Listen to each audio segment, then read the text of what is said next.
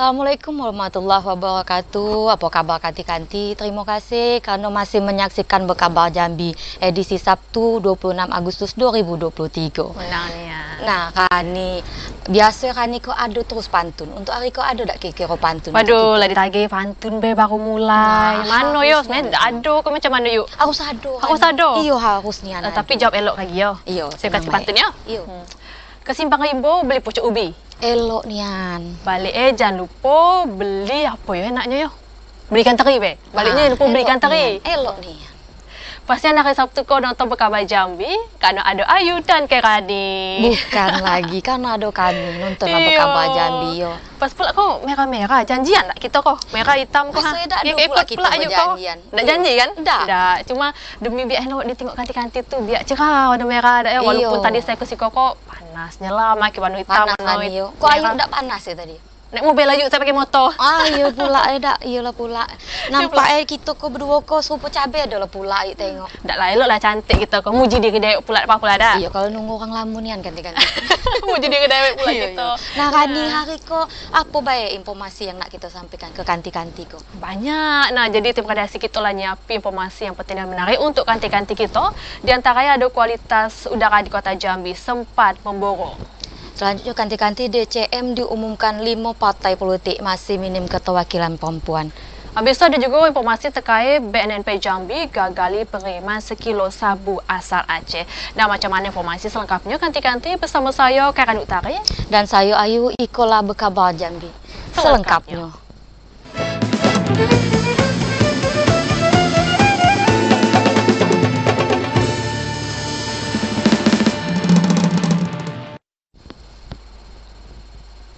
Nah, informasi pertama ko, Yuyo, kita kan tahu lagi musim kemarau. Nah, musim kemarau juga berkaitan dengan indeks udara di Kota Jambi. Nah, kanti-kanti udara di Kota Jambi ko beberapa hari yang lalu ko sempat tercemar akibat karhutla.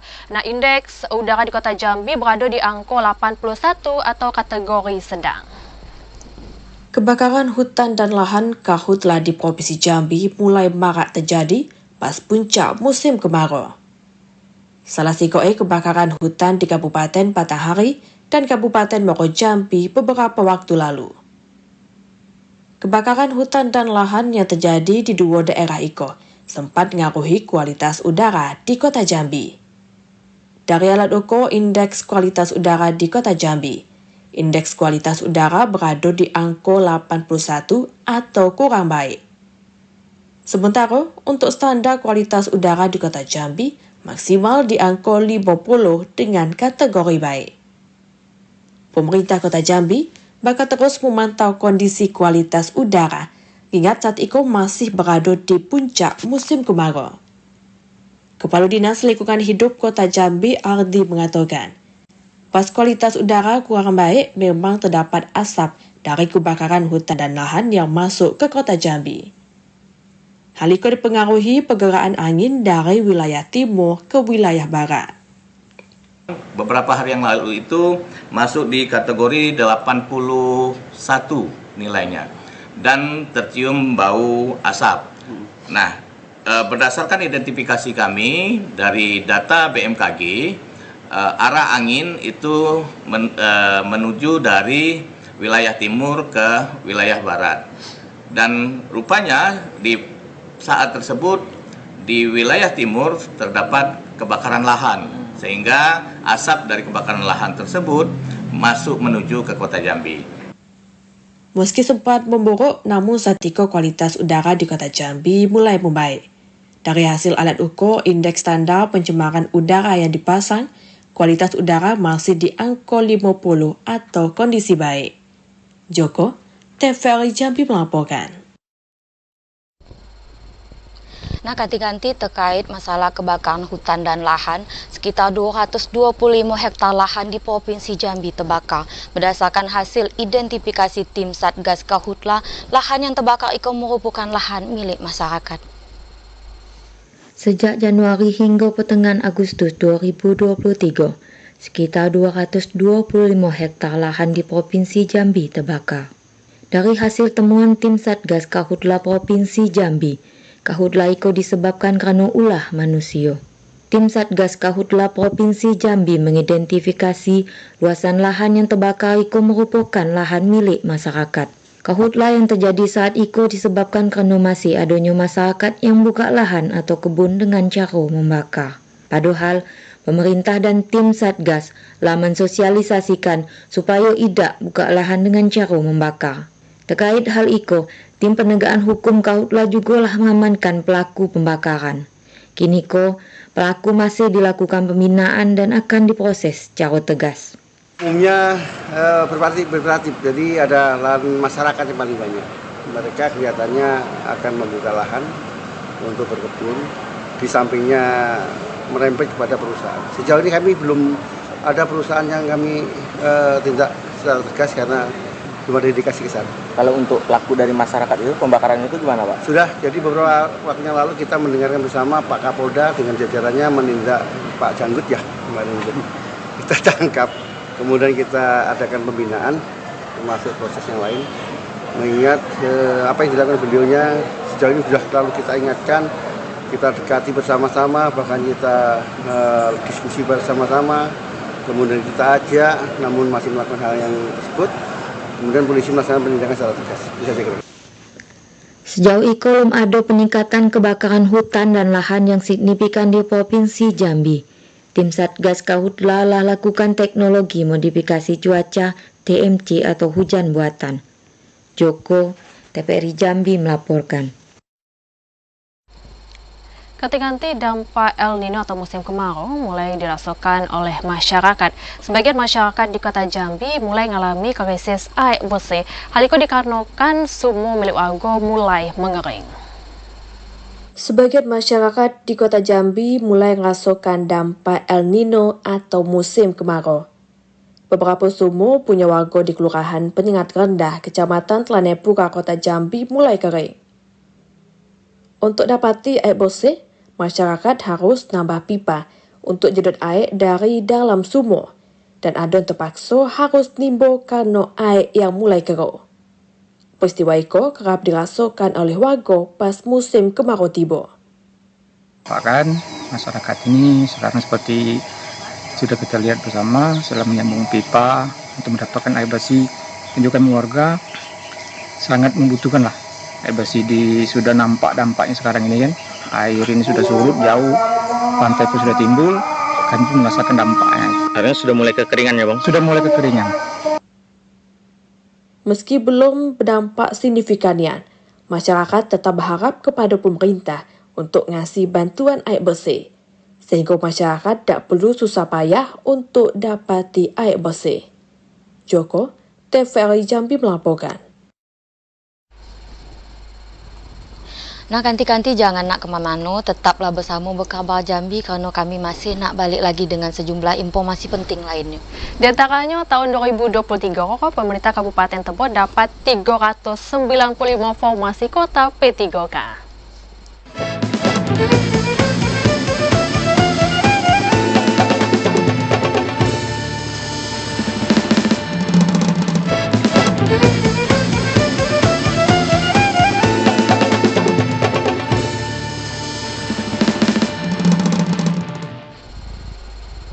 Nah, kanti-kanti terima kasih karena masih bersama Berkabar Jambi. Selanjutnya kita beralih ke Kabupaten Tebo, di mana tahun 2023 pemerintah Kabupaten Tebo mendapatkan 395 kota P3K.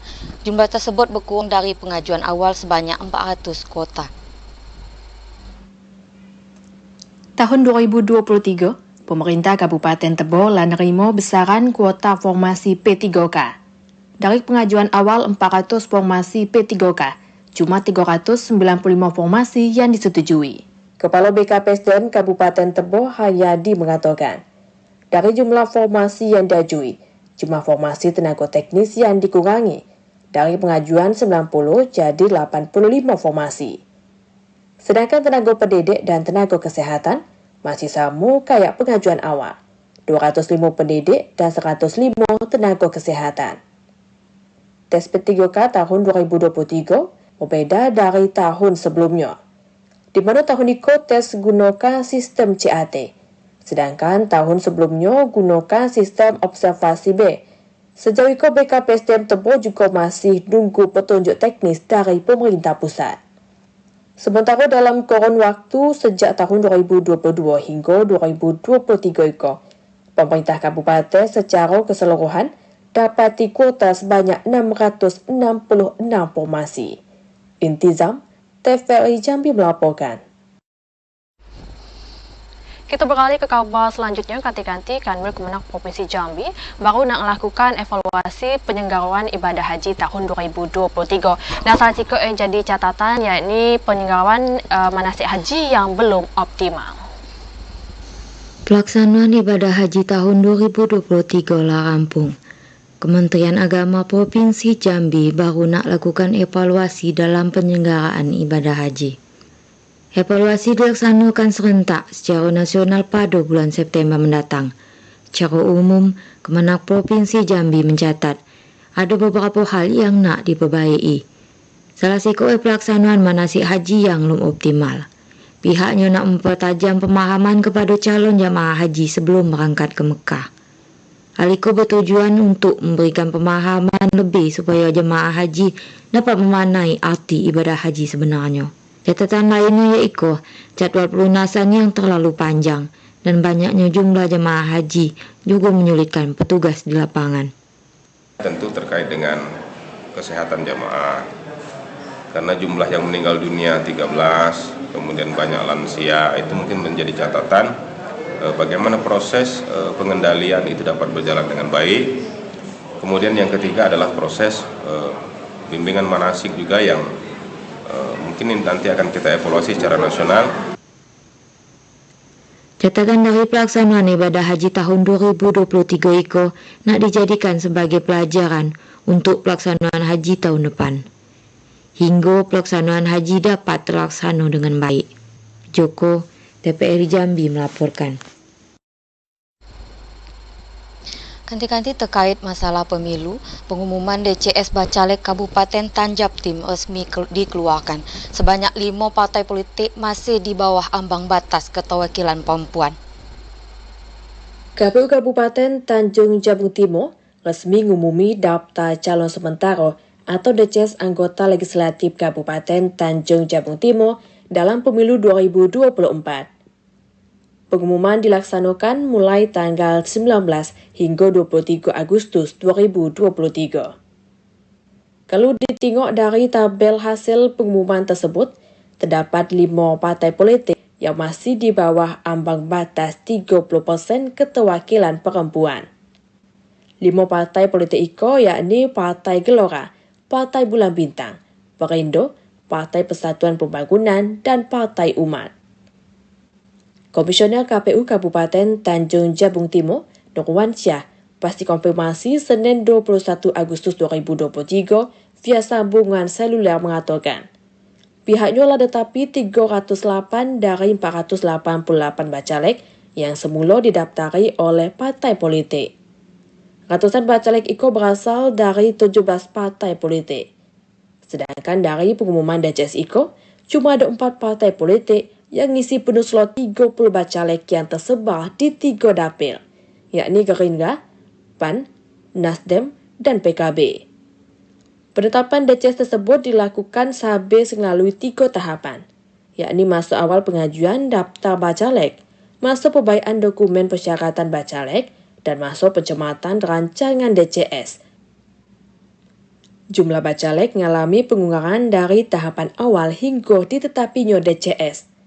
Hal itu karena terdapat bakal caleg yang dinyatakan belum memenuhi syarat atau BMS dan tidak memenuhi syarat atau TMS berdasarkan hasil verifikasi. Diliva Patria, TVRI Jambi melaporkan. Kanti kita beralih pula ke Kabupaten Batanghari. Jadi Polres Batanghari telah memetakan kerawanan di setiap TPS yang tersebar di 8 kecamatan. Dari 908 TPS terdapat 893 TPS yang tidak rawan dan 893 TPS kurang rawan dan 15 TPS rawan. Kapolres Batanghari AKBP Bambang Purwanto mengatakan, meski belum masuk tahap kampanye dan pemilihan, pihaknya telah lakukan berbagai persiapan untuk jaga keamanan serta ketertiban masyarakat selama pemilu berlangsung. Salah satu dengan pemetaan wilayah rawan. Saat itu hanya ada 2 kategori, yaitu kurang rawan dan rawan. Dari 908 TPS yang tersebar di 8 kecamatan, terdapat 893 TPS kurang rawan dan 15 TPS rawan.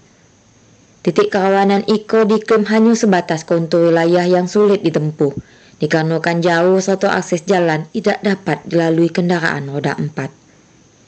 Kagetnya, khusus daerah yang menjadi titik rawan akan dijaga sekok petugas kepolisian di sekok TPS dibantu Babinkan Tipmas. Sementara di titik kurang rawan hanya dijaga sekok petugas polisi untuk 3 TPS. Kurang rawan sekarang, kurang rawan dan sangat rawan. Itu adalah belajar dari pemilu tahun kemarin. Nah, di situ adalah kalau ini jumlah TPS-nya kan 908. Untuk yang kurang rawan 893, untuk yang rawan 15. Itu kalau kategori rawan di sini ini karena lokasi. Pertama lokasi, 2 wilayah. Sejauh itu, Polres Batanghari tetap berkomitmen akan turut serta mensukseskan pelaksanaan pemilu dengan penyiagaan personil. Ade Juniawan, TPRI Jambi melaporkan. Ketika jangan nak beranjak dulu karena saya nak nempuh iko, kami masih akan baik hadir dengan sejumlah informasi penting dan menarik lainnya. Di antaranya berkas 7 mantan anggota DPRD dilimpahkan ke pengadilan.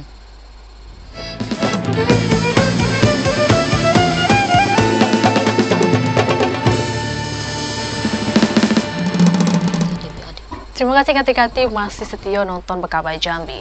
Kati-Kati BNP Jambi menangkap seorang kurir narkoba asal Provinsi Aceh demi ngelabui petugas. Barang bukti sabu tersebut disimpan di dalam bungkusan minuman saset. Santoro warga Dusun Barat Kelurahan Matang Tegoh Kecamatan Lok Sukon Aceh Utara tak berkutik pas diringkus tim BNN Provinsi Jambi. Santoro ketahuan bawa sekilogram narkotika jenis sabu yang disimpan di dalam tasnya. Paket sabu itu disembunyi pelaku di dalam bungkusan minuman saset susu. Pastu petugas nyurigai Santoso yang turun dari bus yang ditumpangi dari Provinsi Aceh di terminal bus Muaro Bungo. Pas digeledah, petugas nemui bungkusan sabu. Pengungkapan ini berdasarkan penyelidikan yang dilakukan BNNP Jambi. Saat itu petugas dapat informasi adanya penyelundupan barang haram menuju Kabupaten Bungo. Dari pemeriksaan petugas, pelaku diupah Rp500.000. Rencananya sabu tersebut nak diedari di wilayah Provinsi Jambi. Terkait dengan pengiriman sabu yang disinyalir dari daerah utara Aceh.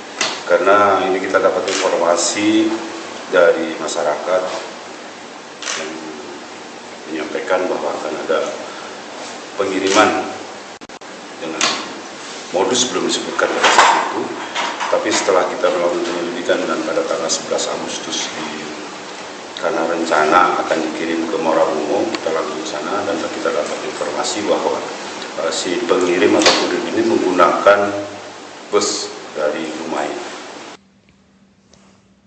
Untuk proses penyelidikan, pelaku ditahan di rutan BNNP Jambi. Pelaku dikenai Undang-Undang Darurat Nomor 35 Tahun 2009 tentang narkotika dengan ancaman pidana penjara hingga seumur hidup. Ari Haryono, TVRI Jambi melaporkan. Ganti-ganti informasi selanjutnya mengenai DPRD Provinsi Jambi, di mana KPK limpahkan berkas perkara 7 mantan anggota DPRD Provinsi Jambi terkait kasus pengesahan RAPBD Provinsi Jambi tahun 2017-2018. Berkas itu dilimpahkan setelah dinyatakan lengkap dan akan dipersidangkan dalam waktu dekat. KPK melimpahi bekas 7 tersangka kasus suap RAPBD Provinsi Jambi tahun 2017-2018 ke Pengadilan Tipikor Jambi. Tujuh tersangka yaitu Kusninda, Nasri Umar, Abdul Salam, Jamaluddin, Muhammad Isroni, Mauli, dan Hasan Ibrahim. Ketujuh tersangka dilimpahi dalam 2 bekas perkara terpisah. Kusninda dalam sikok bekas dewek, sementara 6 tersangka lainnya digabung dalam sikok bekas perkara. Jaksa Penuntut Umum KPK Yoyok Vita mengatakan, pemisahan bekas perkara dilakukan dengan nengok kesesuaian perbuatan tersangka. Lagi proses persidangan nak nunggu jadual dari Pengadilan Negeri Jambi. Untuk mudahi proses persidangan, saat para tersangka dititipi ke Lapas Kelas 2 Jambi. Kami melakukan pelimpahan 2 berkas perkara. Yang pertama itu atas nama Kusnindar, yang kedua itu atas nama Nasri Umar dan kawan-kawan yang berjumlah sekitar 6 orang. Totalnya 7. Berapa paket semuanya? 2 berkas perkara. 2 berkas perkara. Untuk penunjukan PH-nya sudah lah? PH-nya sudah ada. Tidak lanjut dari KPK apa nih? Kita tinggal nunggu penetapan majelis hakim, kapan hari sidangnya, baru nanti akan kita sidangkan. Para tersangka dijerat dengan pasal 12A dan pasal 11 Undang-Undang Nomor 31 Tahun 1999 tentang pemberantasan tindak pidana korupsi, sebagaimana diubah dengan Undang-Undang Nomor 20 Tahun 2001 tentang pemberantasan tindak pidana korupsi, junto pasal 54 ayat 1 ke 1 KUH Pidana. Aisyah, TVRI Jambi melaporkan. Kabar selanjutnya dari Sungai Penuh ganti-ganti, jadi rutan kelas 2B Sungai Penuh mengalami kelebihan daya tampung atau over kapasitas hingga 200%. Idealnya rutan kelas 2B Sungai Penuh cuma diisi 95 orang narapidana, namun saat itu diisi oleh 217 orang narapidana. Rutan kelas 2B Sungai Penuh mengalami kelebihan daya tampung. Saat itu, jumlah warga binaan di rutan kelas 2B Sungai Penuh nyampe 217 orang, atau over kapasitas hingga 200%. Idealnya daya tampung warga binaan di rutan Sungai Penuh cuma 95 orang. Kepala Rutan kelas 2B Sungai Penuh, Indra Yuda mengatakan, kelebihan daya tampung di rutan Sungai Penuh telah berlangsung sejak lama, sehingga buat para napi harus tidur berdesaan dan ganggu aktivitas pembinaan. Kebanyakan kasus warga binaan yang dekam di rutan Sungai Penuh umumnya didominasi kasus narkotika dan beberapa kasus lainnya. Untuk saat ini jumlah isi napi dan tahanan di rutan Sungai Penuh sebanyak 217 orang. Ya, untuk kapasitas kita 95 orang, jadi sudah over kredit sebanyak 200 orang. 200% saya ulangi. Kira-kira dalam sebulan berapa banyak Pak tahanan baru masuk Pak? Kalau untuk tahanan baru bervariatif ya. Kalau untuk tahun ini kurang lebih sekitar 30-40 orang lah ya, 30 orang ya. Indra Yuda nambahi, untuk mengurangi kepadatan warga binaan, pihaknya nak ngusuli pemindahan narapidana ke lapas lain yang punya daya tampung lebih besar maupun narapidana yang bebas. Ilwan, TVRI Jambi melaporkan. Nah, tak terasa Yoyo udah selesai kabarnya kita kasih ganti-ganti kita kok. Rencananya saya nak kasih lagi, cuma saya nak malam mingguan pula. Jadi cukup lah dulu dak yo. Iyalah yang nak masih malam mingguan yo. Iyalah nak muda. Iyalah kan iko apa lain dak yo. Nah, ganti-ganti demikian kabar Jambi hari ini. Makasih atas perhatian dan kebersamaannya. Saya Karani Utari dan saya Ayu bersama kerabat kerja yang bertugas pamit undur diri. Wassalamualaikum warahmatullahi wabarakatuh dan sampai jumpa.